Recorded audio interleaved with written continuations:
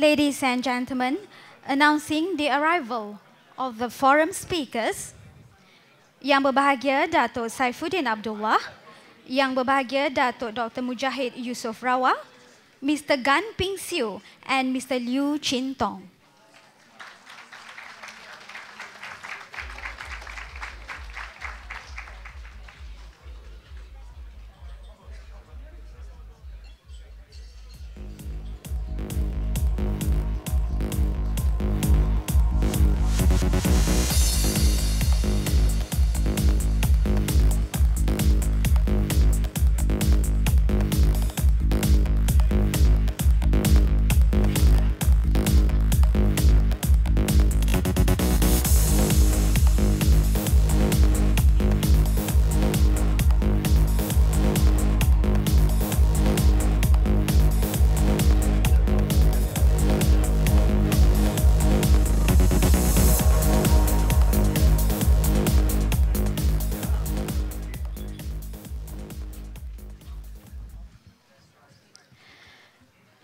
Yang berbahagia Tan Sri Datuk Dr. Makeyo, CEO of the Asian Strategy and Leadership Institute ASLI.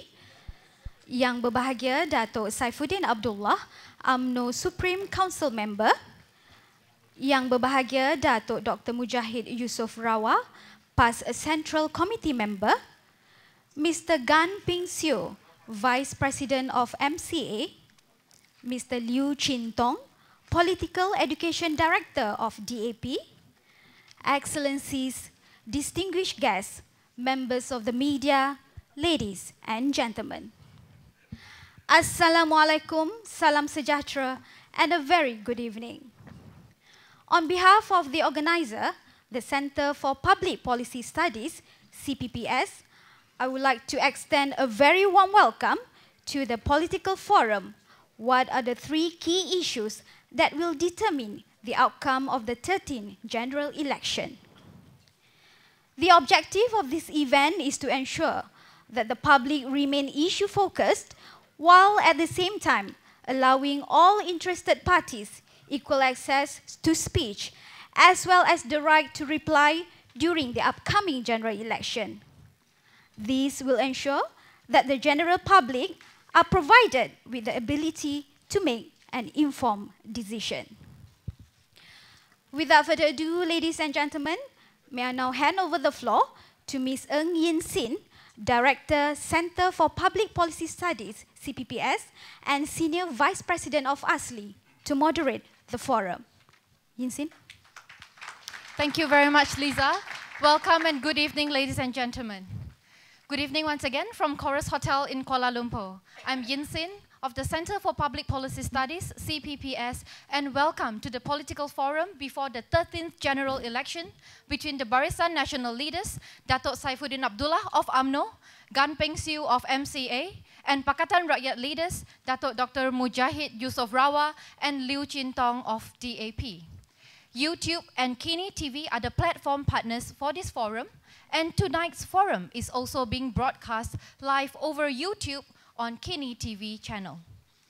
Welcome once again to the pre-13th General Election Forum, where we would like, in 88 minutes, no more and no less, 4 panelists to discuss the 3 key issues that will determine the outcome of the 13th General Election, which is now set to take place on the 5th of May 2013. May I now invite Tan Sri Michael Yeoh, CEO of ASLI, to deliver a 5-minute welcoming remarks. Please welcome Tan Sri.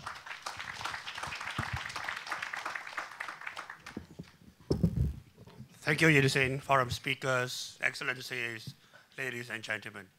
I'm not going to take up 5 minutes. I think you all can't wait to hear the speakers. Allow me to just say a very warm welcome to all of you to today's forum. I must, at the outset, apologize for the late start because of the very bad traffic jam. One of our speakers had to walk all the way from Jalan Bukit Bintang to get here, and I must thank him for doing that. He arrived in his car, arrived at the same time. Another of our speakers took almost half an hour just to make a U-turn back here to arrive here this evening.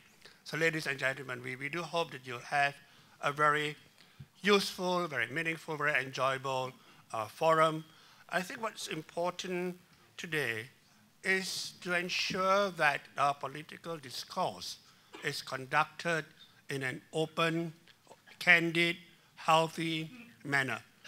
The general elections should be a contest of ideas. It should be a contest of the best policies, the best programs that each of the competing parties will put forward to you, the electorate, to decide on. And we do hope that during the course of the next 85 minutes or so, you would be enlightened as to the key issues and the policy stance of the two competing coalitions, so that you will all have a better informed choice ahead of you. I'd like to also, at the very outset, appeal to all sides to accept the voice of the people when they vote in the elections. Whoever is chosen would be the reflection of the voice of our people, and our people's choices needs to be respected. I wish to also call on all candidates and all parties to strongly oppose any form of political violence, because as moderate Malaysians, we must stand up against political violence in this country. I think the conduct of the elections must be conducted in a very peaceful manner, in a gentlemanly manner that allow everyone to make an informed choice and decision. So it not only gives me pleasure to once again thank our four speakers for your willingness to come up here on stage to share with us your thoughts, to debate on the issues at hand, and to take some of your questions. Do have a pleasant evening. Thank you very much. Thank you very much, Tan Sri. We anticipate tonight's discussion to cover a very wide range of topics, but focusing on the three key issues, in the opinion of the panelists, that will affect the 13th general election outcome the most. Each panelist will be given 5 minutes to deliver their welcoming speech, followed by three 3-minute segments to respond to questions, and a final 3 minutes for rebuttal and conclusion. 30 seconds before the time is up, there will be a short buzz. And when the time is up, there will be a very long buzz. And if they can't stop talking, the microphones will be off as well. The audience here in the hall has promised to remain very polite. No cheers, applause, no untoward outbursts. Except now, right at this minute, as we welcome Barisan Nasional first speaker of BN, Datuk Saifuddin Abdullah, UMNO Supreme Council member.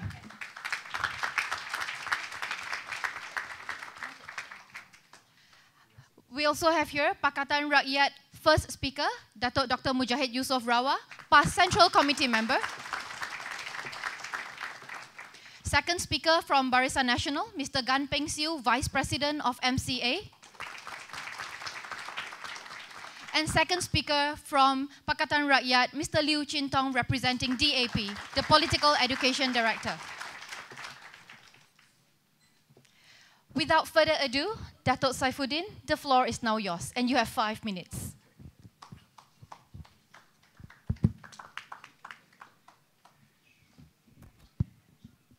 Assalamualaikum warahmatullahi wabarakatuh, and a very good evening. Madam Moderator, fellow speakers, my beloved brothers and sisters. Allow me to begin by inviting everyone in the room to congratulate CPPS for being brave and bold enough to organize this forum tonight. And also for giving each and every one of the speakers equal airtime.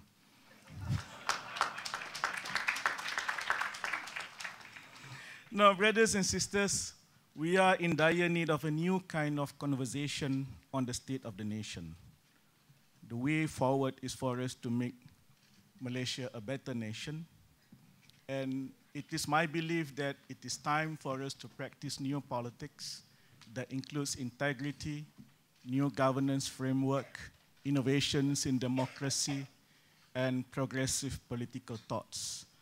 I agree with the call by Tan Sri Michael and many of my friends. We must say no to political violence. We must say no to gutter politics for a start. Now, there are three new realities occurring right in front of our very eyes. These are the ICT and the new media, a new social consciousness among the people, and we are moving into the third phase of democracy. And these are changing the political landscape and the expectations of the rakyat, especially the middle ground, the young, the activists, the entrepreneurs, the academia, the professional, people from civil society, and so on and so forth.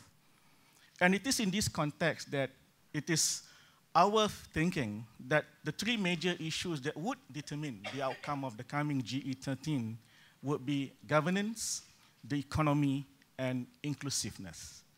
Now, first of all, Prime Minister Datuk Sri Najib has started changing the way we govern.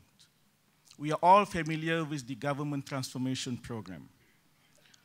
On 19 March, recently, he presented the report card. The numbers showing the positive outcomes of each of the 7 national key result areas of the GTP are quite impressive. Now, of course, there are weaknesses, but they are not intentionally, and we can improve them.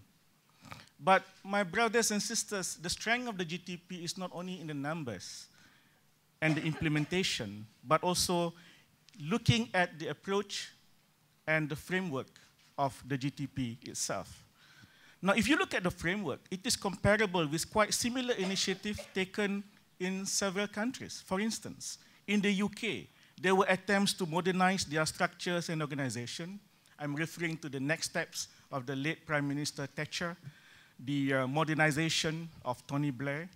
In the US, Bill Clinton tried to overcome a government that was deemed too bureaucratic. I'm referring to the National Performance Review, Mr. Ambassador. And I'm also looking at the transformation of contemporary social democracies in 9 advanced industrialized countries in Europe and the Pacific. The social democratic states of Denmark, Sweden and Norway, the Christian democratic welfare states of the Netherlands, France and Germany, and the liberal welfare states of the UK, Australia and New Zealand. If you add that with the political transformation undertaken by Prime Minister Najib, even within UMNO, amending the constitution to strengthen young and women representatives within the party and to try to combat money politics and corruption politics within the party. And on the government stage, the amendment of the UUCA, the University and University College Act, abolishment of the Internal Security Act, the promise of more freedom for the press, the peaceful assembly, and so on and so forth. Now, I'm aware that it is not easy to compare from one country to another country. There are peculiarities and there are uniqueness of each of the countries. But to be fair, I think the GTP, the transformation program, that we are determined to do better, we are doing it in a strong and in a very bold manner. Now, brothers and sisters, the economy is doing quite well. The numbers are showing. There are issues, but we are trying to come up with a balanced program. On the one hand, addressing the issues of the poor, on the other hand, facilitating entrepreneurs and people of the middle class for higher income. So a balanced economy is what the Barisan Nasional is promising for GE13. Thank you very much, Datuk Saifuddin. Next, may I call upon the first speaker from Pakatan Rakyat, Datuk Mujahid, to take the floor. You have 5 minutes as well. Do I have to stand or? It's up to you. It's you okay can if I sit down of because course. if I stand, the chair will be taller than me. Of course, whatever you feel comfortable. Thank you very much. You don't mind if I just sit down, huh? Thank you very much. I would like to start off this conversation or debate by looking into the momentum of changes that is taking place. If you look into the PRU 2008, you will see that Barisan Nasional gained 51.4% of the popular vote, while Pakatan Rakyat have 48.6% of the popular vote.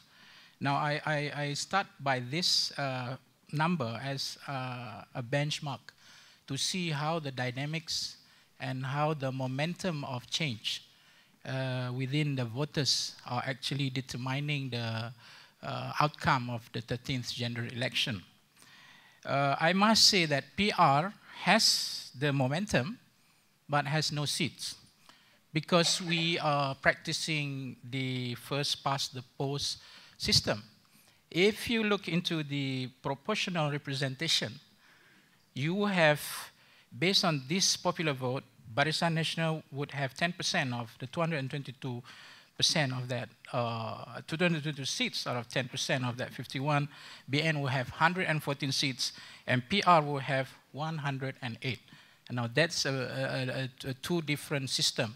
I started off by this to make a point here that our discussion on determining the three key issues of the outcome of 13th general election will base on this dynamic, will base on this momentum, and it has not decreased. It has increased in many ways. Second is the three factors that I would like to touch is, like my good friend Datuk Saifuddin, my good Twitter friend actually, we've been tweeting since 3 years ago. Good governance is, I think, one of the key issues. And it's good for the Malaysian actually to have these voters to have these issues at hand, because now at least they have 4 Pakatan states to make comparison with. And this is good for the country actually. And they can make comparison of what Pakatan has done in approaching the good governance, and they make comparison with what Barisan Nasional have, and it is not a rhetoric, but it is more of a practical implementation of good governance between BN and PR. I think no more YB. Liew Chin Tong will touch more on the economic issues. Now let me just touch on the second issues, that is the young voters. It is very important because the young voters consist of about 21.69% of the whole voters. That is exactly about 2.3 million. Now, young voters have different interpretation of politics altogether. They have different views. They have different ways of looking into politics. And this is very important because first-time voters are going to the polling station with a totally different impression of what politics is going to be in the future. And based on this, you would see that 15% of the youth survey say that better job is their most concern. They are talking about better jobs, 11% about studies and education. And the top national issues that is lingering in the mind of the youth, which most of them are the first-time voters, would be on the issue of inflation, economy that is, the issue of crime and public safety. And unfortunately, only 4% of the youth are very concerned about politics, in a sense of political parties, politicians. But nevertheless, when they go to the polling station, they will have this in mind, the issues of economy, issues of crime, and public safety. Now that will give a very big difference to the polling station. And their concern is actually economy, environment. It is surprising to know that most of the youth are very concerned of environment, social problem, and ethnic and religious issue are only 4%. Now my last point on the three main issues is the emergence of what we call non-racial politics. That have been said nicely by my good friend, inclusiveness. Actually, it's non-racial because we are moving towards non-racial politics, and 39% of Malaysians would like to identify themselves as Malaysian rather than as a Chinese, Indian, or Malay. Now this, I thought there was no applause. Now this is important because when they go to vote, the emergence of non... You see, Dato', we told you microphones will be off if you speak beyond your time. Nah, that's the second. Sorry. Okay, can we pass the floor back to Gan Ping to Barisan Nasional table? Gan Ping Sieu, second speaker. Well, thank you so much for a very charming moderator.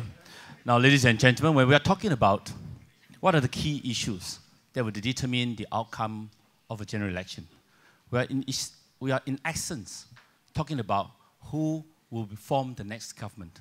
Now that we have choices, one, we have the Barisan Nasional and the Pakatan. So these are the choices. So who will form the next government will be the key issues that we're talking about. Now, there are three key issues that I can think of. First, that whoever form the next government, be it in federal or state level, the first thing that comes into my mind is whether this government can ensure social and political stability. This is the first issue. This country's multi-ethnic, multi-racial, diversity, different traditions, different civilizations, different cultures, different religions, we thrive. We thrive based on the peace that we have, the harmonious environment that we have, and also the stable environment that we have. So which governments can offer economic development, a stable environment for economic environment, business opportunities, business to flourish, and potential for the youth to realize their potential, and also which governments can offer freedom, liberties, and can secure the fundamental rights under our Constitution. So, all said, it boils down to one simple message, which governments can ensure there is a common agenda for our nation building. Is it Barisan Nasional? Or is it that my friends from Pakatan, they are known to be strange bedfellows, and or in their respective states that they govern? First, you have the Kedah Pakatan, the PAS Pakatan in Kedah, and you have the DAP Pakatan in Penang, and you have neither here nor there, Pakatan in Selangor, as for example. Question number two is, people are talking about change. But one thing comes to my mind, ladies and gentlemen, when we talk about change, as if change is the monopoly of the opposition. That's a very strange thought we have. Now, when we're talking about change, we're talking about whether we are going to have better future, whether tomorrow will be better than today, today is better than yesterday, whether our next generation is better than now, and whether we are, at the moment, better than 10 years ago, 20 years ago, or 50 years ago. And that's all factual. All question of facts, whether we are better than before. And the question is whether we can offer a better roadmap in the future. So as it is now, when we're talking about change, are we talking about the UBA DAP star? Or are we talking about the Reformasi, the PKR star? Or are we talking about the what we call the theocratic change of the past star? Or are we talking about an orderly change or the transformations program offered by BN government under the Najib? So whether, as what my friends has just mentioned, good governance, inclusiveness, in the management of economy, all these are all very important. Whether this government or BN government or the BN will offer a better, clear roadmap, clear directions, and a sustainable government or sustainable countries that we are going to have. Or are we having, as we witness now, a very divisive and very hatred politics which is flourishing in this country? Now, question number three. Having said all the social and political stability, you're talking about change, UBA, and all that. Now, eventually, you have to come back to the same thing. How are you going to ensure that? So the third point to me is all the more important is whether the next government will be competent enough or whether they can deliver. Whatever you might say, all lip services you offer, rhetorics you offer, eventually you have to come back to these simple questions, whether you can deliver. So we have what we have now here. We have politicians, senior ranking politicians who say promises need not be delivered. We even have a politician who come out to say, like Menteri Besar of Selangor, if I quote him correctly, manifesto is not promises. So it need not be delivered. So delivery eventually is what we want. Whether we can deliver the better economic management, how are we going to handle the class conflicts, the social polarizations, and the ethnic problems, even for corruptions and leakages, what are we doing? Are we strengthening MSCC enough? And what about our people? You are talking about the demand side of the corruptions and also the supply side of the corruptions. And what are the priorities? Are we engage ourselves in better or more populist approach? Everything is free. Is that what we want? So these are the three key issues. Change, social... Thank you, Gan Ping Sieu. Thank you. Next, may I call upon Liew Chin Tong? Thank you, Yinsin. Fellow panelists, ladies and gentlemen. I would like to touch on three issues: democratization, economic fairness, as well as corruption. But before I touch on those issues, let me just say something about what was said earlier. I think the problem with government transformation program under Prime Minister Najib is that it is like rearranging chairs on the Titanic. And on the issues of social political stability, I think for the last 5 years, we have witnessed enough of Perkasa, which is somehow linked to UMNO. And on the question of strange bedfellow, we are increasingly witnessing over the last few days a disappearing MCA as far as seats is concerned. I want to touch on democratization. Democratization is the core promise of Pakatan Rakyat. Why is it important? Because in such a function tonight, it should be broadcast on all television. But we are fortunate that while there is no mainstream television, we have YouTube, as well as KiniTV. We hope that one day, or we hope that when we take power, by then the opposition will be given adequate time, equal time to campaign in the election. And that's the meaning of democratization. I think what we want is that eventually, when we take power, no one will be taken into Kamunting for their political belief. And I think that is something that we want to push for. Economic fairness is another key pillar of Pakatan's policy. Why economic fairness is important? We were the first one. We, myself and Rafizi, as well as Dr. Zulkifli Ahmad of PAS, came up with the idea that our economic policy must be focusing on one issue, that over 60% of the household are earning 3,000 or less per month. That was in July 2011. Immediately, Deputy Prime Minister Muhyiddin said, we will respond to that. And the response was, bring him. Now, how is Barisan Nasional going to pay for all the promises they promised last Saturday?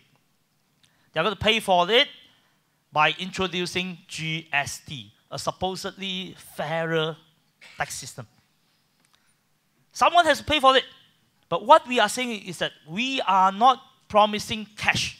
Pakatan Rakyat is promising removal of monopolies, removal of toll road, removal of unfair contract. By doing that, we know that it will increase disposable income for the bottom 60%.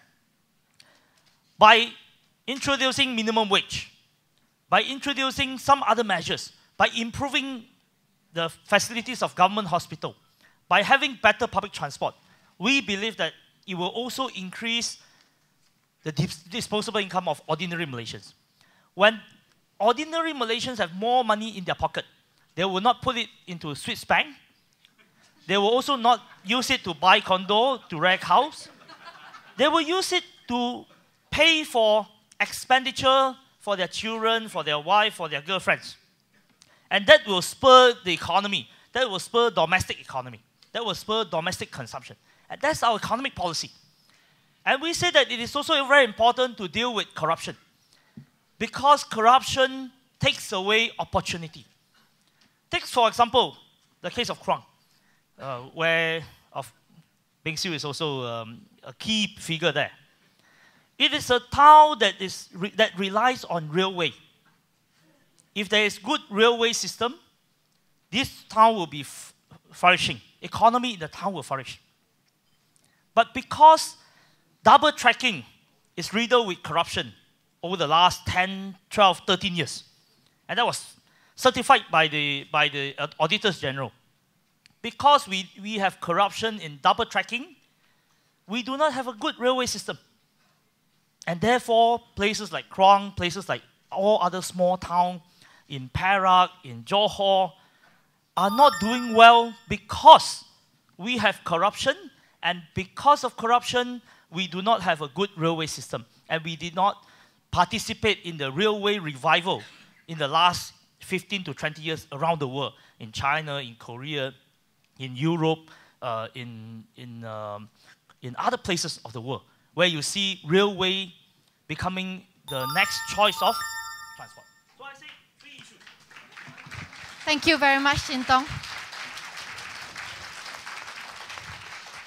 Now that we have heard from all 4 panelists, and it's my turn to ask questions, I hope that I represent most of the general public. We have seen 3 key issues stated by Datuk Mujahid, 3 issues from Chin Tong, 3 or 4.5 combined from Barisan. So I'm not exactly sure what are the 3 key issues from Barisan and from Pakatan exactly. There are just too many. But I have got 3 pertinent questions which I thought should be put forward for them to answer. I will be asking this question in 1 minute, and all of you will have 3 minutes to answer. Question number 1 from me. There are accusations that Barisan Nasional stole from the PR manifesto. Is this true? However, others said that PR borrowed from BN's program. So who is more right? Enlighten us. That's question number 1. Question number 2. BN manifesto promises more cash handouts with an increase in BRIM to 1,002 ringgit. PR now says that if PR comes into power, PR will also sustain the cash handouts. Will this really solve the problems of the poor? Is this going to be sustainable for you and me? Question number 3. Many citizens are concerned about the issues of immigrants within our country. On one hand, they provide the necessary affordable manpower for our SMEs to thrive in their businesses. But on the other hand, some have blamed the increase in crime and even voting issues on immigrants.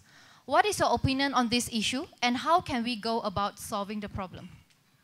May I now first invite Datuk Mujahid, first speaker from Pakatan, to answer the 3 questions. Thank you. Thank you very much. For the first question, accusations stole from PR, BN manifesto, yes. If you look into the even the topic or the title of the manifesto is Janji Ditepati Harapan Rakyat. It is similar to Pakatan Harapan Rakyat. So this goes to say that BN has already admitted that their issues is about people. Their issue is about doing something for the people, which they have not done for the past few years or so. So this, number 1, would be my answer to that. You talk about, we propose, when we started off with all our manifesto, which was early, that was way back in October, December 2009. And then we come up with Buku Jingga and all that. And so, to say the least, that we were the first to pioneer all this manifesto. And then when someone came in later, then I would say they are copycats. We just, that's one. I won't go further. Number 2, BN promised more hands out. PR sustained cash handout. You see, what happened to us is that, as my colleagues has mentioned, we are dealing with issues of corruption, which causes about 23 or 28 billion per year. We're talking about money, illicit funding going out without paying tax to the people, trillions of dollars. We're talking about wastage. We're talking about leakage and all that. So when Pakatan comes in, we come up with something that we will save all this money, and then ours is more than increasing the disposable income by going, approaching to all that. We are not giving cash. We are advocating policies, adjusting policies, so that the people will have a lesser burden of their debts and everything, and they have more in their pockets without us giving. That is actually equal to about $972.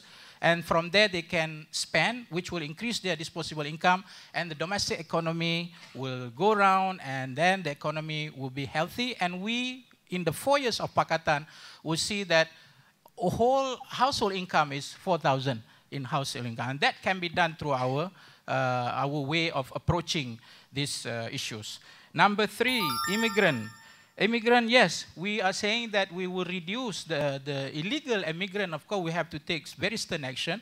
Even the immigrant level that we are used to depend on, we will also reduce, and that is clearly said in our manifesto. And that, at the end, will give more jobs opportunities for the Malaysian to grab the opportunities by decreasing the illegal immigrant and the foreign laborers that we are depending on. Thank you very much.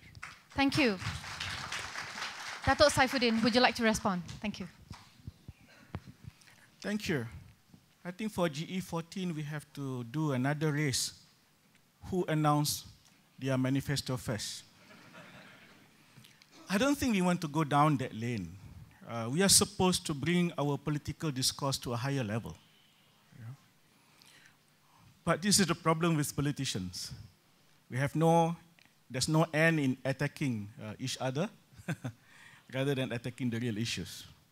Now, for the Rakyat, I think Rakyat should take this as a blessing.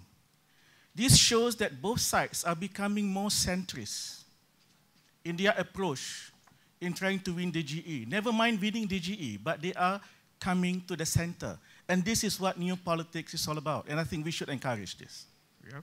Number two, I have said earlier that this is not just about giving out goodies or handouts. We have to balance up. On the one hand, there are poor and deserving people who are in need of such things. It is okay for us in Chorus Hotel to say, oh, this is not important. Talk to them. Look into their eyes, and they say this is important. But we are wary of the fact that we should not inculcate a culture of dependency. So this is a gradual process. This is not something that we're going to do from today until forever. Nahi. Yeah. On the other hand, on the other hand, it is also about empowering some, graduating some, the poor, to better status, and also facilitating. Like, for instance, the GLCs. We need to remove some of the problems that we are faced with the GLCs. We want to ensure GLCs continue to develop entrepreneurs in a better manner. We want to transform the SMEs and establish a national trading company to source overseas markets to SMEs, and so on and so forth. So there are two sides of the coin. It's not just about giving handouts. The third point, we have already established, and we are awaiting the results of the RCI in the context of Sabah, for instance. But it's not just about the RCI. We also have to restructure some of our work sector. For instance, we have too many Class F contractors in this country, probably more than Japan. For so long as we have so many Class F contractors, I'm not belittling them, you can't expect much in terms of a career path for people who are working in the construction industry. So we need to review this. We need to make some reforms in as far as the job sector is concerned. Thank you. Thank you very much, Datuk Saifuddin. Chin Tong, would you like to take the floor? Yeah, I think there's no point to debate who started it, because it's very clear that Pakatan started it many years ago. And I'm one of the people in the committee. But more importantly, I think the spirit is important. The spirit of economic policy is very clear. The spirit of economic policy is to remove corruption and use the money that we save from removing corruption to finance our program. I think that has been very clear. And the idea that we have to help the bottom 60% in order to create a rising tide that lifts all boats, that is also very clear, as I said earlier. So I think there's no point to debate that. It is so clear that Barisan Nasional doesn't know what to do, so they have to copy. And by copying, there's something that by promising all this, eventually they have to introduce the goods and sales tax, GST. So that is something that we did not promise. We promised not to have GST. On the question of migrants, see, for every migrant, illegal or not, that is brought into this country, someone make a cut somewhere, both here and the home country. So corruption is very important. You have to deal with it. You have to deal with corruption. It's in that industry. So we have to deal with it.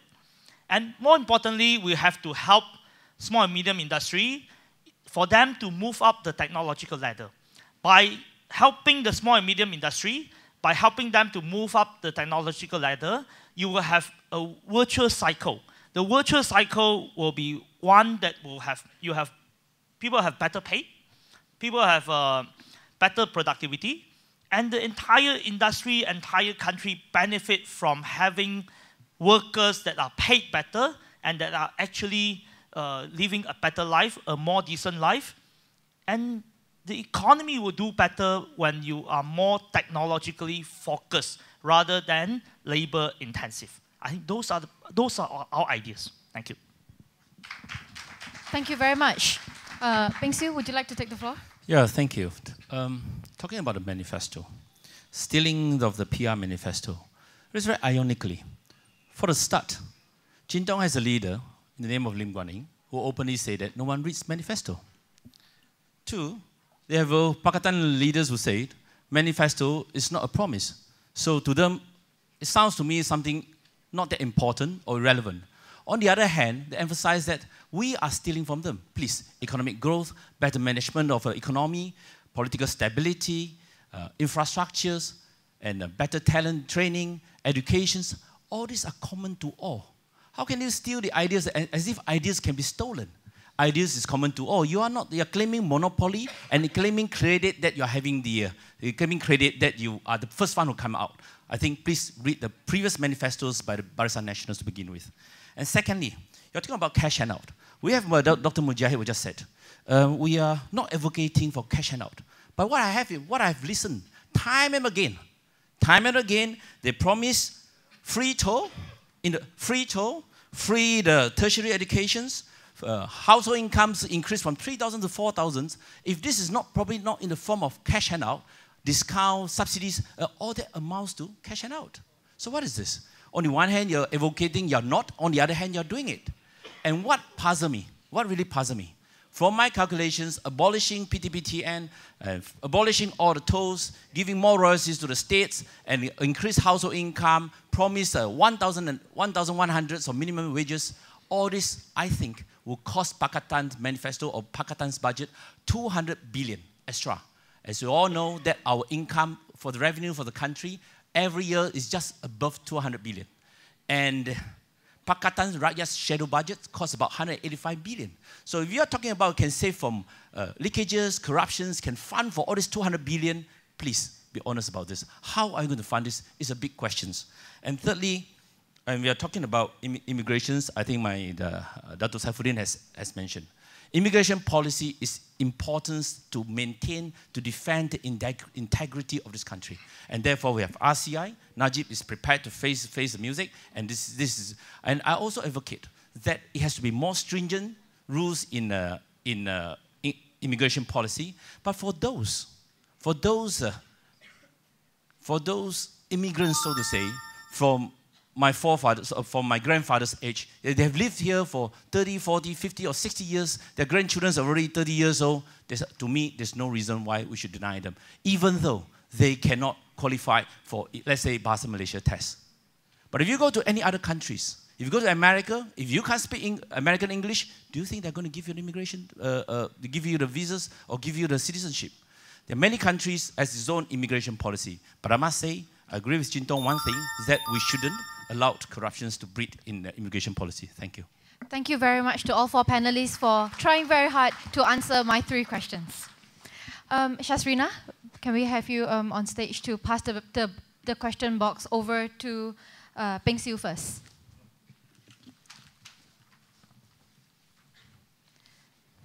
So second speaker from Barisan Nasional will pick one question.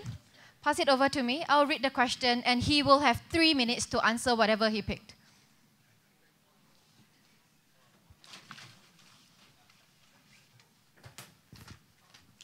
Thank you.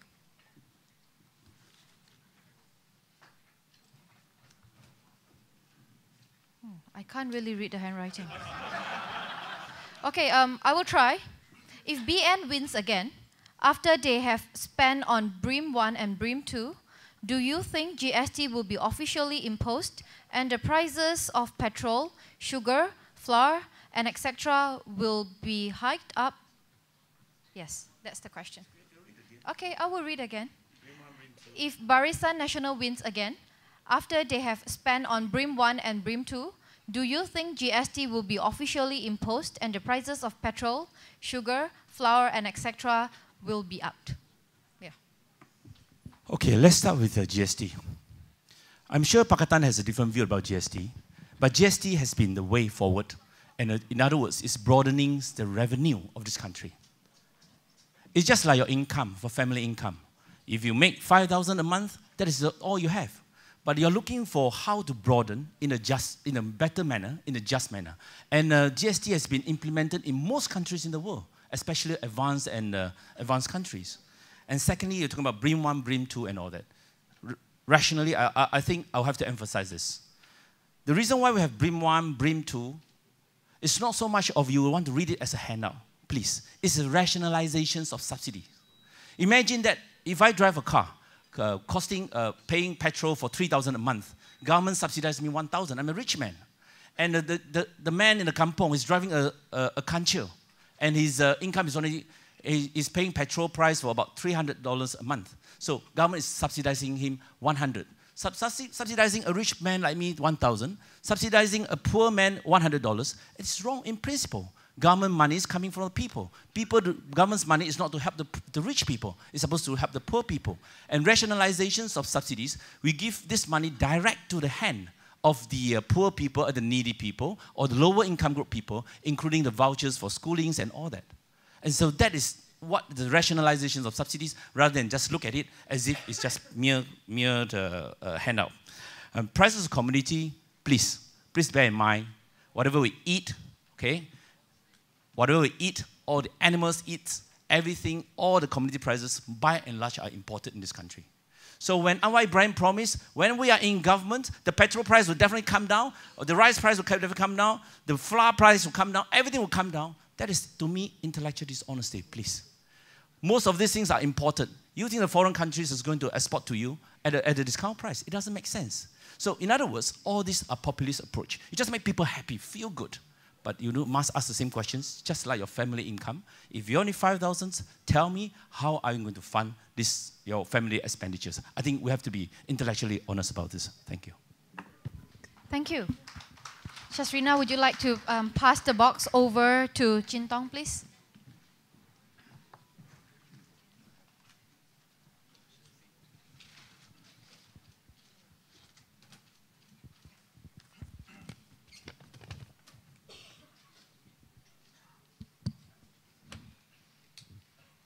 Interesting question. How can we be sure that the election will be clean and free of dirty tactics? I think I can answer that question within a minute. So let me deal with the answer of Ping Sieu first before I enter to answer my question. I think I thank Ping Sieu for being intellectually honest and by letting the cat out of the bag, because he has made a very clear link between BRIM and rationalization of subsidy. That means prices will go up after election. And GST.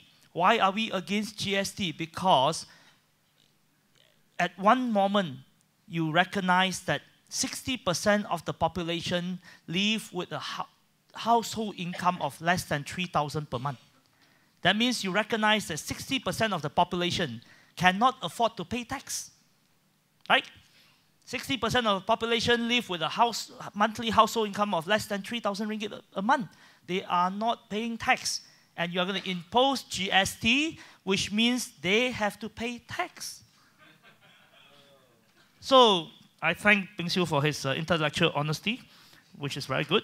It helps us to understand BN's policy and how to ensure a clean, free, and fair election. I think we have said it many times through birthday, through our program, through our commitment. We think that election must be held with a commitment of clean, free, and fair without dirty tactics. I think the Election Commission has to play a role, and after election, we think the Election Commission has to be reformed. It has to be be independent people has to be appointed to election commission. It has to be placed under parliament and not within the prime minister department.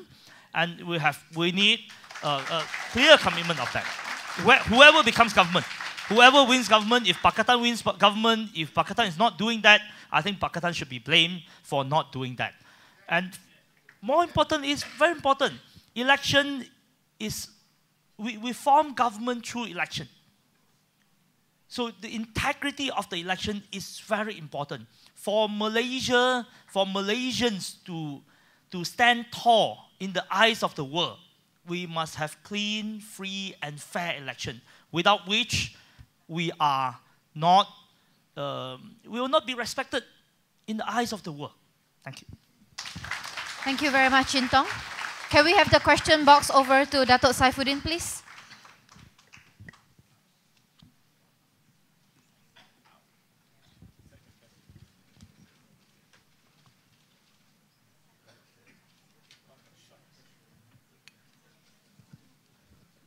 Datuk Saifuddin, what will it take if education were to be free?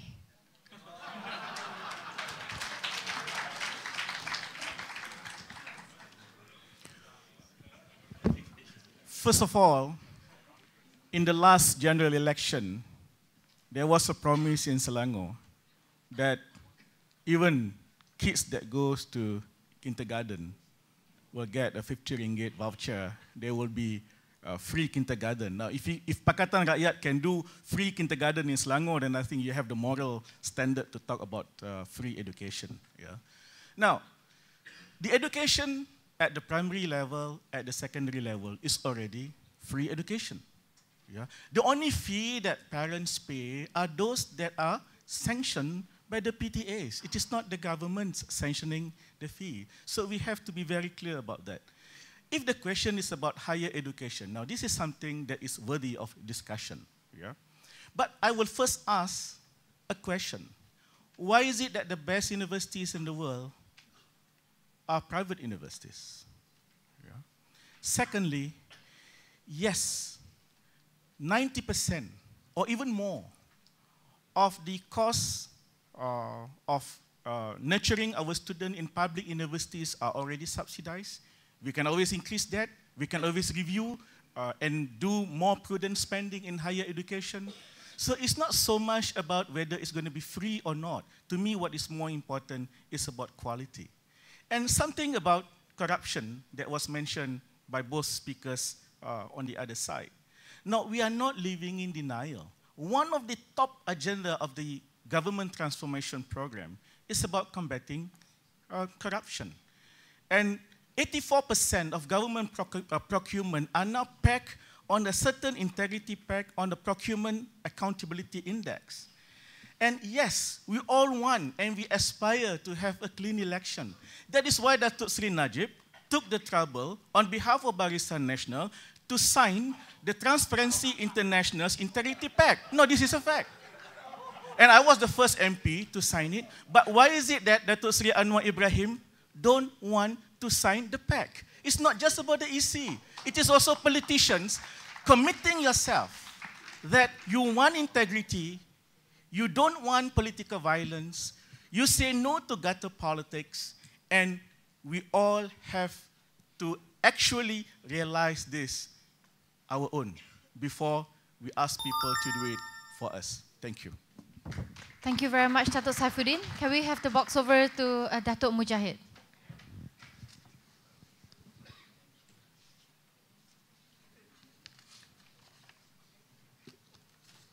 Thank you.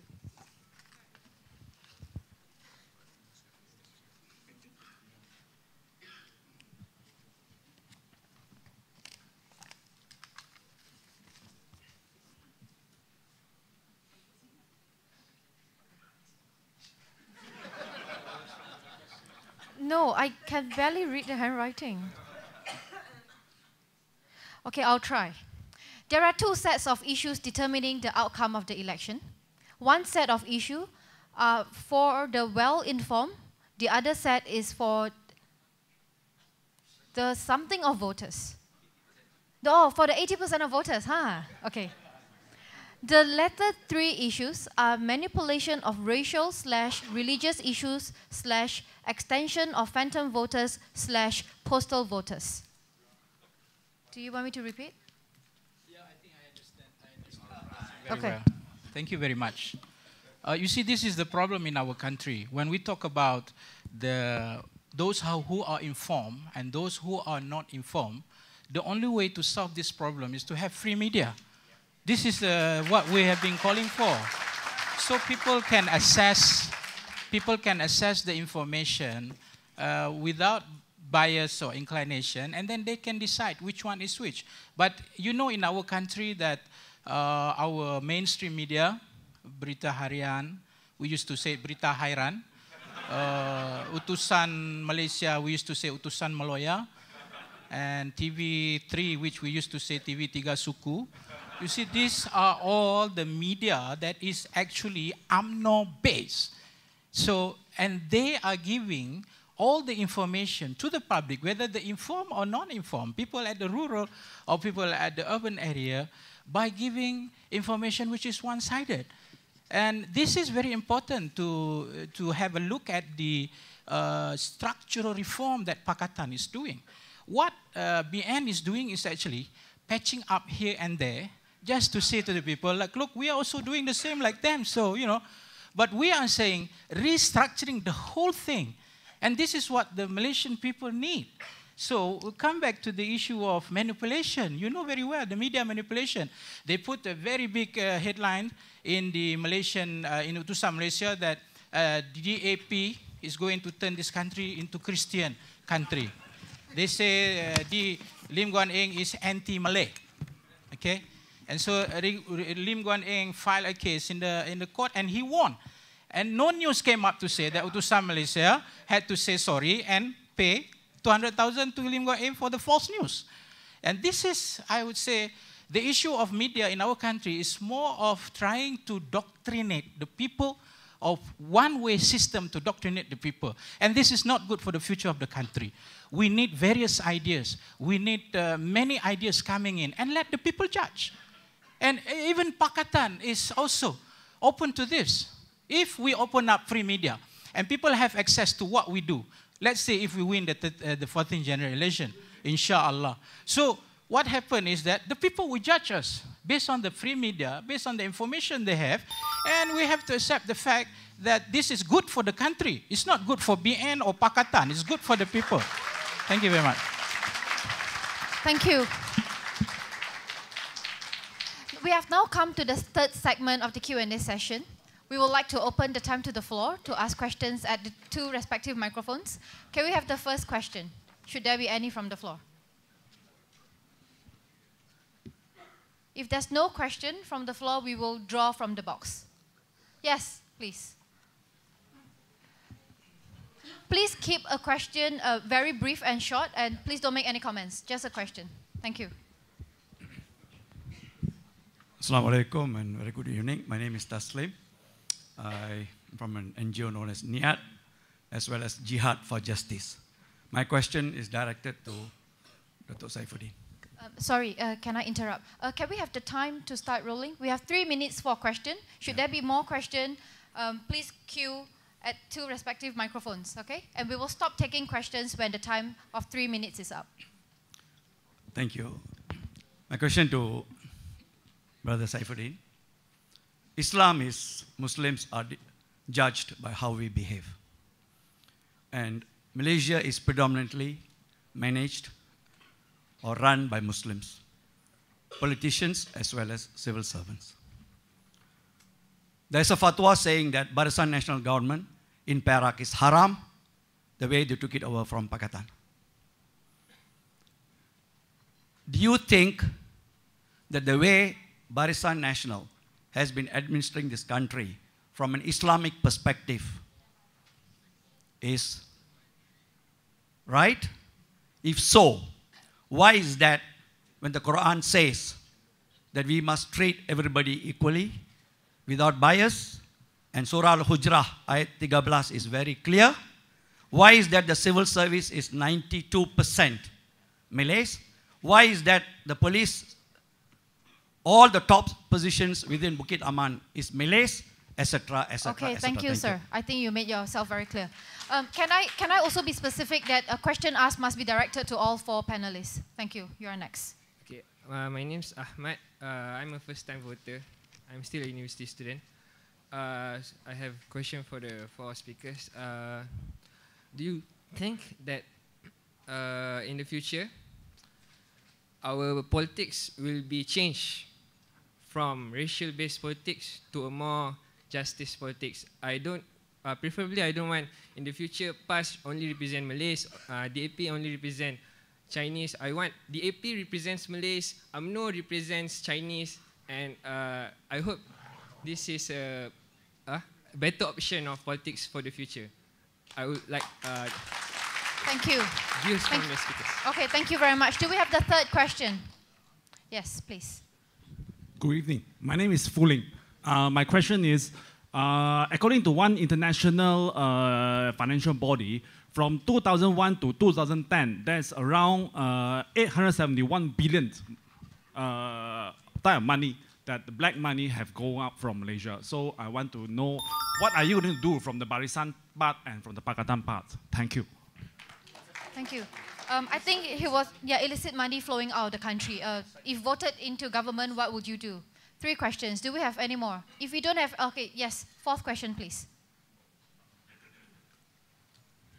My name is Ngiam. On local election, would they be supporting local elections? Thank you. Okay, on local election. Do we have the 5th question? We have a bit of time.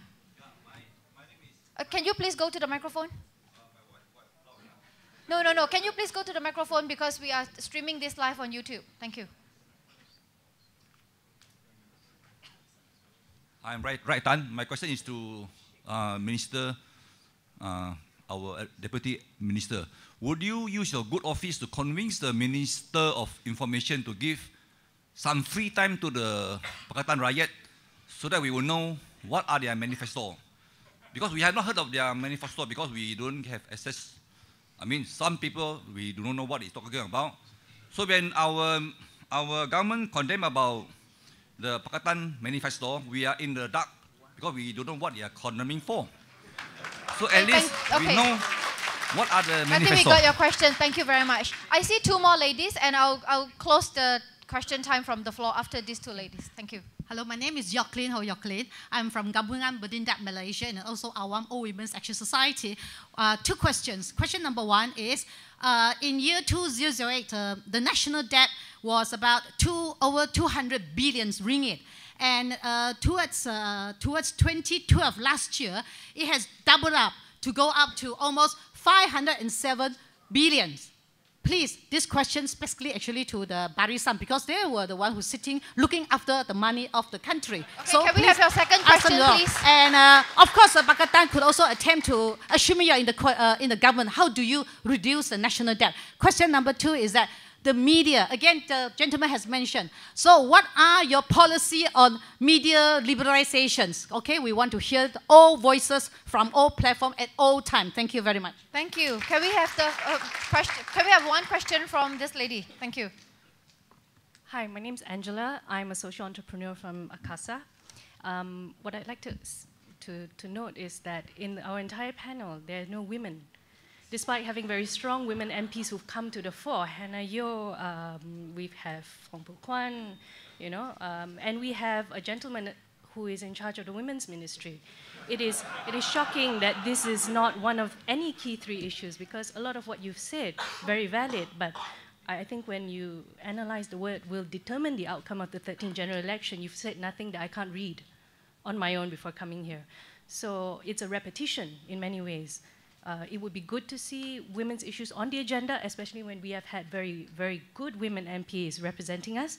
And why is it that that is not represented at this forum?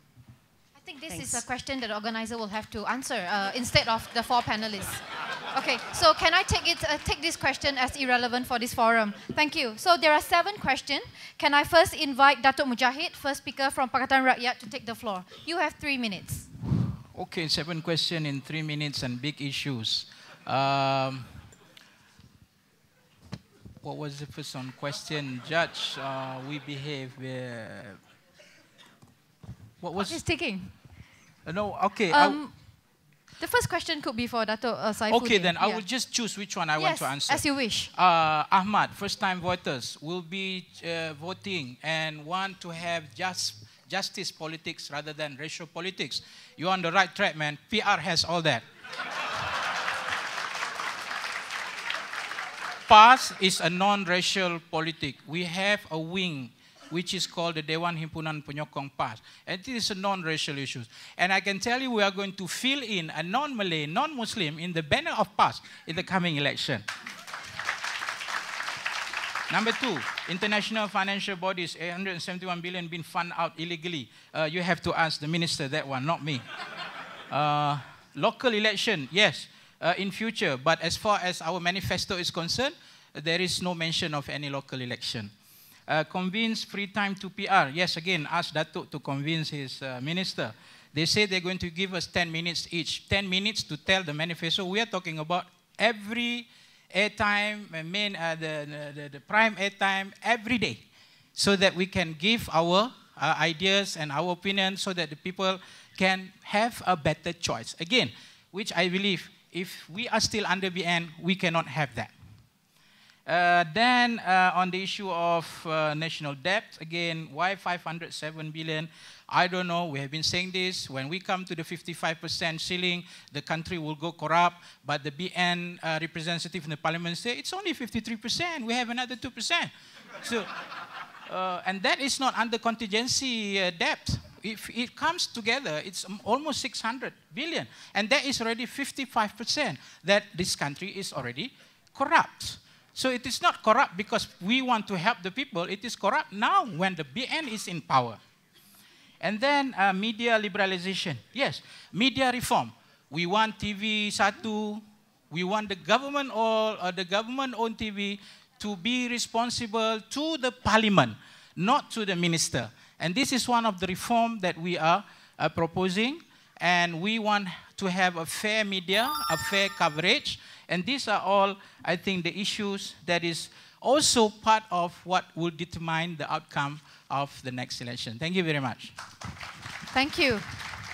Dato' Saifuddin, the floor is now yours. You have 3 minutes. You know, we have a fatwa that says the BN government in Perak is haram. We also have a fatwa saying that it's haram to vote for Pakatan Rakyat in Kelantan. My dear brothers and sisters, we don't need a fatwa for election. Okay? We are rational, we are intellectual enough, we have our own wisdom. Now, about equality, it's not about everything must be the same. In Islam preaches wisdom and keadilan, fairness and justice is not exactly meaning 1:1, but 1:to what is being needed by one. Yeah? So there is a way of looking at it. And the manifesto of the Barisan Nasional has promised to improve the civil service, including more opportunities for promotion and development of talent and ensuring the quality of their general well-being. And this is cut across racial divide. So it's not about who more Malays or more Chinese and so on and so forth. Now, to our young friend, I think this is the last GE where race actually matters in some pockets of our population. Come GE14, I'm very sure, BN or PR or what have you, we are not going to talk about race politics anymore. Yeah? Local election is not in both manifesto, but Gan Ping Sieu and I are all for local election. Ladies and gentlemen, we have our way of doing things. Pakatan have their way of doing things. Well, it's funny that sometimes there are certain things that can be the same. Now, looking at some of the numbers, we are already having positive GNI per capita increase from the last 3 years until now. The domestic consumption is growing. There is a gradual reduction in fiscal deficit from 2009 to 2012. Our inflation rate is still low at 1.2%. I'm not denying that we have issues. But all I'm trying to say is we are still moving forward. And we must keep on improving whatever that we have. And we have to do better from time to time. Thank you. Thank you very much, Datuk Saifuddin. Chin Tong, the floor is yours. I want to answer, first of all, the Ahmad's question. After DAP pulled out from Barisan Alternative in September 2001, I told myself I want to research on PAS. And I somehow claim some authority on my writing on PAS. This election will be determined by one major factor: whether non-Malays will support PAS as strong, as fervent as they support DAP, and whether Malay voters will support DAP as fervent as they support PAS. And if that crossing happens, that will be the end of Barisan Nasional. And I think that crossing may happen. I think that crossing may happen. More and more Malays accept DAP, and more non-Malays accept PAS. Of course, all will vote for Keadilan. And I think this will change the face of Malaysian politics. And PAS will be fielding non-Malay candidates. DAP will have quite a few Malay candidates, some of whom have already been announced. And I think this is one crucial factor for this election. On the question of local elections, I think not only that we have to think about local elections, we have to think about decentralization to allow state government to have more roles to play, not only to handle land and water, but to handle more other issues as well. I think media, thank God we have YouTube. Thank God now we are in a different era where everyone publishes their own newspaper. Their own newspaper is called Facebook. And I mean, we are in a new era. We're in a new era. We are in a different environment that the information minister couldn't comprehend. He comes from the last century. On the questions of economy, on funds, illicit funds, corruptions, I think, yes, we can cite GNI figures and all this, but one key factor is that we must, and also we have robust domestic consumption over the last few years. But where did the domestic consumption come from? The domestic consumption comes from very high household debt. Now we have to deal with the question. Everyone is up to their neck. And one day, if there is a crash, those people who are heavily indebted will be affected. And that is the question, the economic question that we have to face. Thank you. Thank you very much, Chin Tong. Ping Sieu, would you like to take the floor? Okay, thank you, Yin. Let's start with the local government. And Dr. Saifuddin and I, we always believe that there should be a roadmap towards local government. And this will ensure the wider participations of decision-making process, especially on the local ground. But just to make comparisons, I think Pakatan, especially DAP, those days used to shout a lot about local elections. But I still remember, and in Perak, when PKR tried to have local elections for their village chief, Ketua Kampung and all that, and that was fervently objected by the DAP. And I can see that even in Selangor, as it is now, there's no serious effort to push for local elections. What happens is even the NGO professional representations in their Ali Majlis are diminishing. And in Penang is just another example. In fact, it's easy for Lim Guan to just turn around and say, oh, look, because this is federal law, we cannot do anything. But if you're really genuine about this, please, you can also conduct your own one, but by then you appoint. If there are mechanisms to achieve the ends rather than just mere open local elections. Now, coming to gentlemen talking about the fatwa of the fatwa, that is a problem. And I see that the bugs of the problems come from past, and as I said, the strange black fellows. That when you try to bring, we denounce bringing racial politics, race and ethnic into politics, because it's something very shameful. But on the other hand, we don't seem to see anyone to denounce that's bringing religions into politics.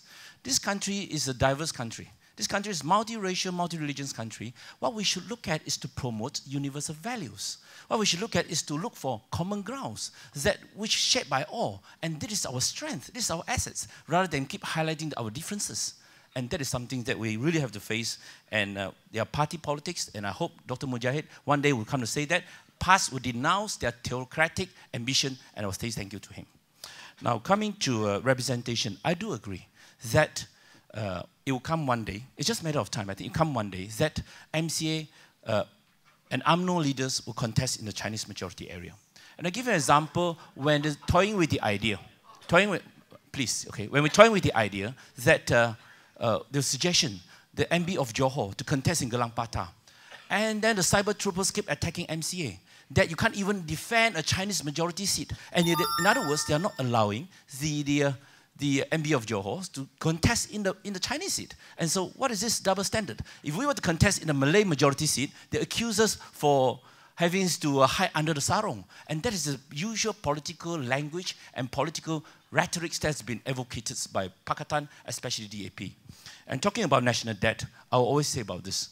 When you talk, 53, if I were to tell you 53% of national debt is no big deal, and I'm saying that Singapore is 108%, Japan is 200%. Thank you. Now that we have heard from all four of them, through their opening remarks, through all the question and answer session, now is the time for rebuttal and conclusion. However, before we begin with the rebuttal and conclusion, may I also remind all four panelists to try to summarize what are the 3 key issues that you think that will most likely to determine the outcome of the 13th general election, and if voted in to be government, what will you do? Thank you. May I now begin with Datuk Mujahid. You have 3 minutes. Thank you very much. My conclusion and my rebuttal. Mr. Gan Ping Sieu has been very consistent in most of the debate that I have with him, always repeating the same word. PAS is a theocratic party. I do not know. He's so consistent on that. I do not know why. But let me tell you, PAS is a party that is registered. If it is a theocratic party, it will be banned in the first place.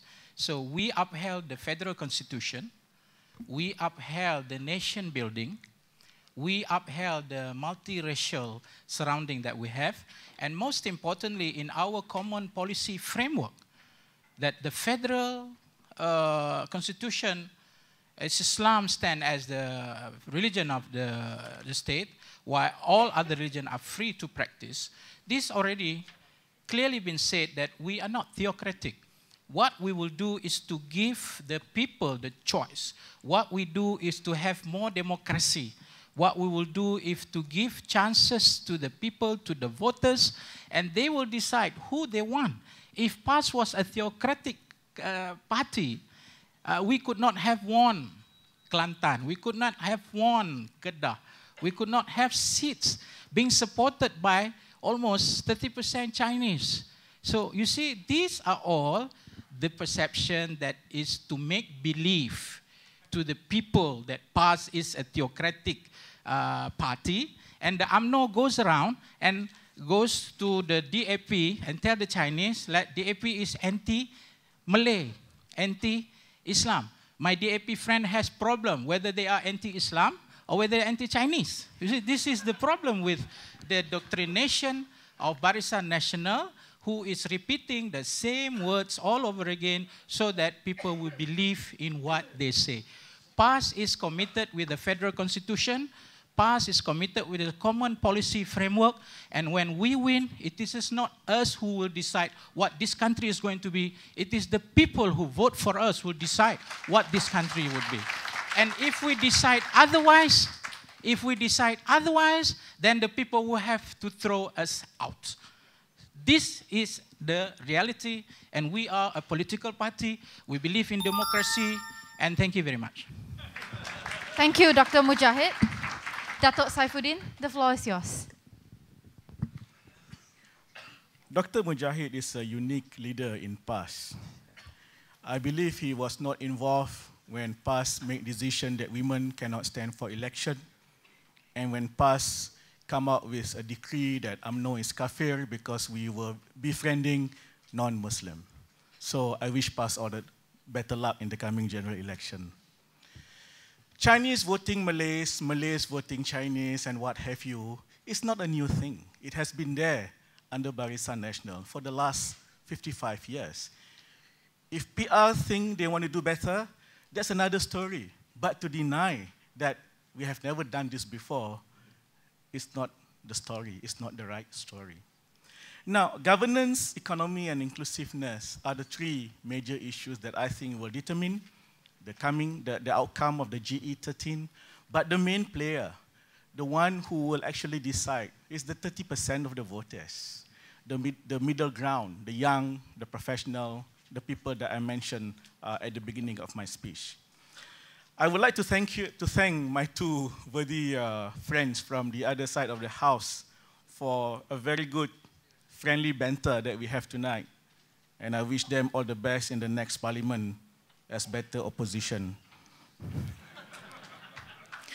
I think it is our common desire that we want a better parliament, a parliament which have more young and women MPs, a parliament which is more bipartisan, more consultative, engaged with post-parliamentary groups so that we practice more of participatory and deliberative politics and better quality debates in parliament.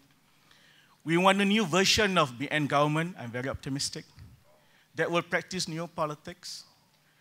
We want to discuss issues, say for instance, in providing services to the people that are more need-based rather than race-based.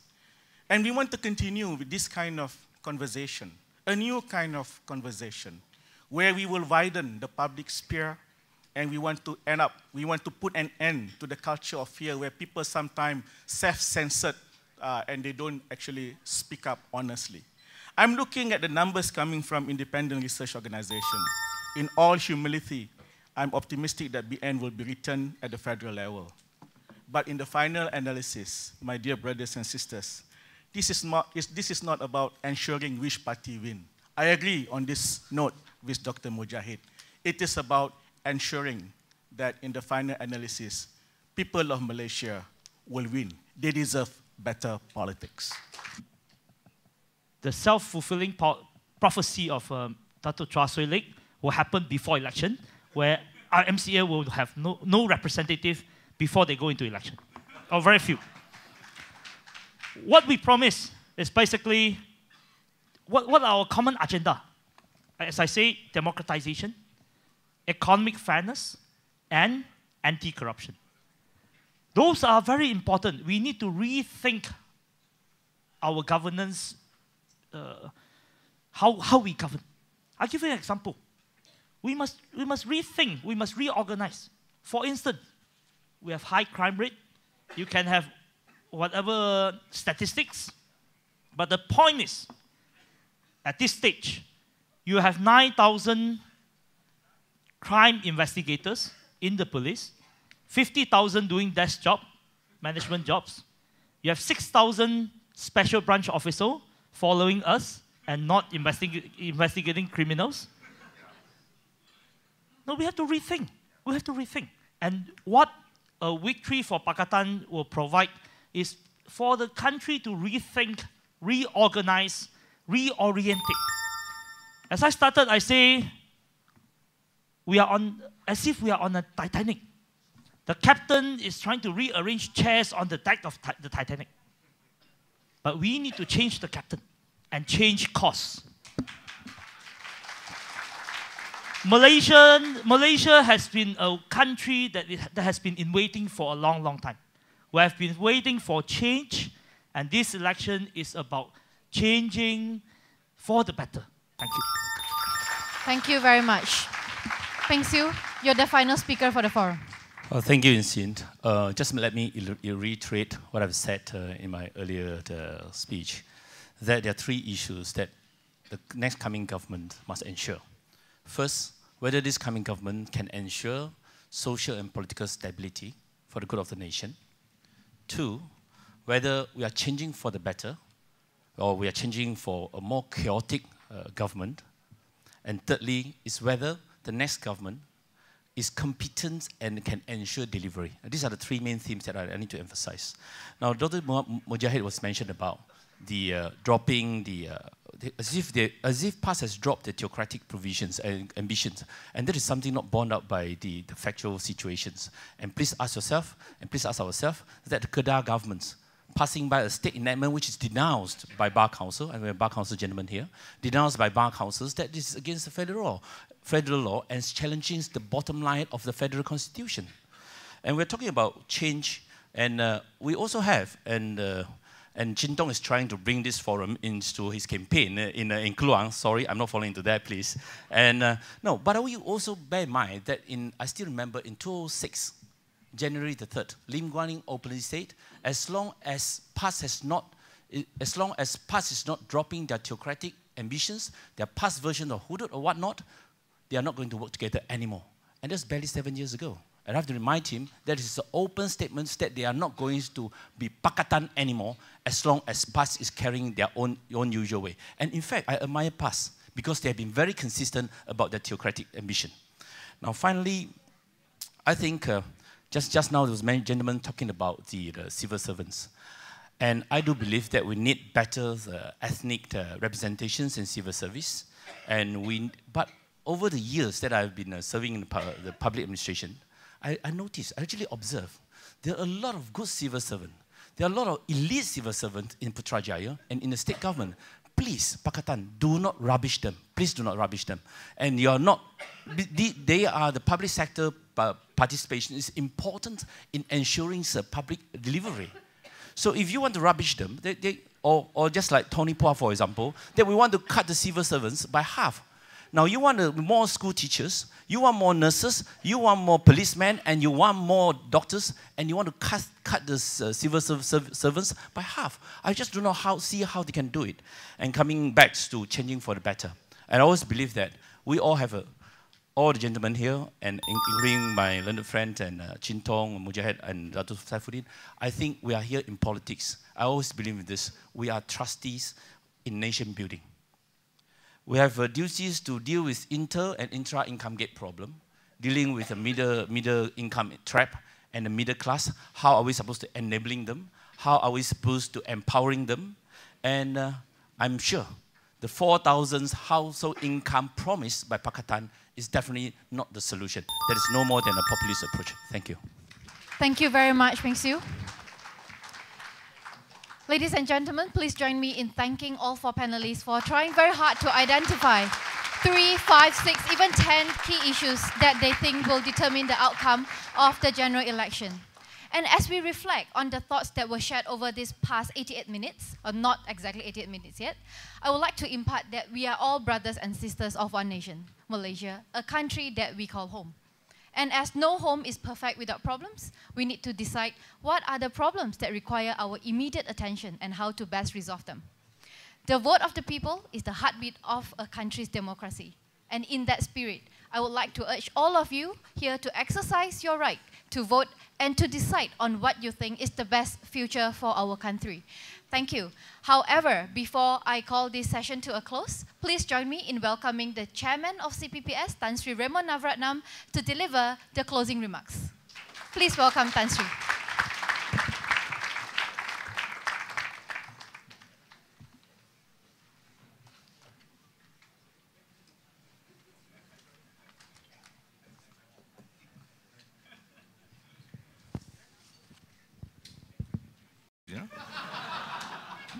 I thought it was my age against me, but I think you will agree. Where is the difference?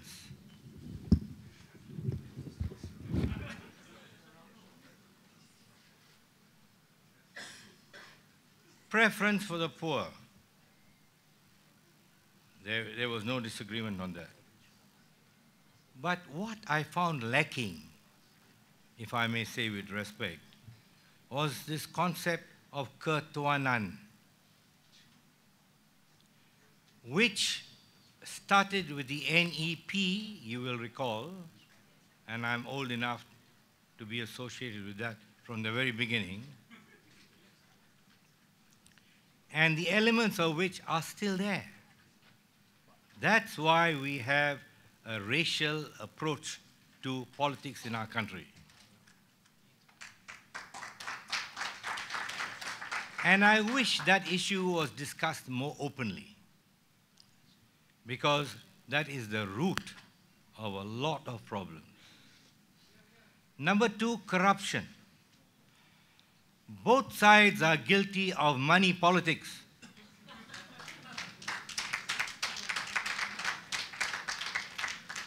I don't think they'll deny it. And getting worse, this is not sustainable. The debt, you can give away all these largesse, and maybe it's a pre-election phenomenon, but come May 5th, the election over, whoever is in power has to address the issues of integrity, of the debt, worsening debt, the worsening deficit. My view is that Greece, Portugal, Spain, France were like us. We are pretty good. Our economy is still relatively strong. But it's like any one of us. We are quite healthy now, but suddenly you get caught in the rain. Who will be the candidates? What is their track record? I urge you to look at it that way. Asli CPPS has got a report card. Others have got similar programs. Who is this guy? What does he stand for? What is his record? Is he an honest chap? He says he's a poor chap. He earns 2,000 ringgit a month, or 3,000, or 5,000, or 10,000, but he got 20 houses. Then you say, how do you get the houses? My great-grandfather. You check on his history, and you find the great-grandfather was a poor farmer or fisherman. As a token of our appreciation, I would like to invite Yang Berbahagia Tan Sri Makayo, CEO of ASLI, to present the mementos to our speakers and moderator. Beginning with Yang Berbahagia Dato' Saifuddin Abdullah,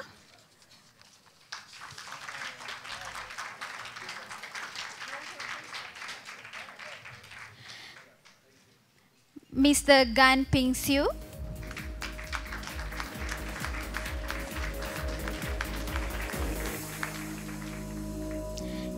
Yang Berbahagia Dato' Dr. Mujahid Rawa,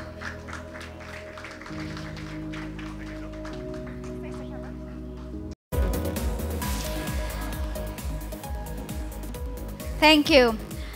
And also our utmost appreciation to all of you for participating at this forum. We sincerely hope you have gained invaluable knowledge and information from this forum, and thereafter we'll be able to make